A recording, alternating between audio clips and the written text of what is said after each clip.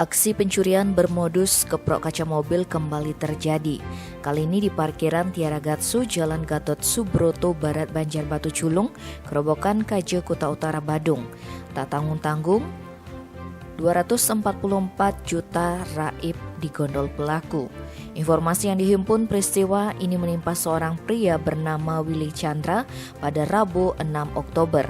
Awalnya korban membawa uang ratusan juta rupiah hendak menyetor ke Bank BCA Gatsu Barat pukul 14.20. Korban mengendarai mobil Toyota Kijang Innova warna putih bernomor polisi DK1009AL menuju lokasi.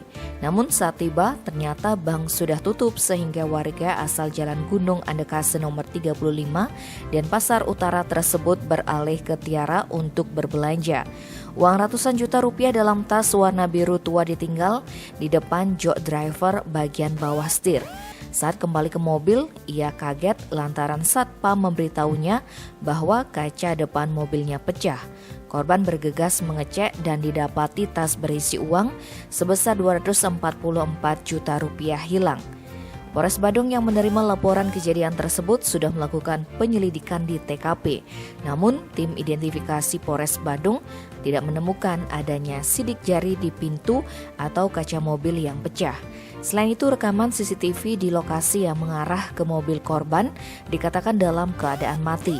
Diduga kuat, pelakunya sudah mengincar dan membuntuti korban sejak dari bank.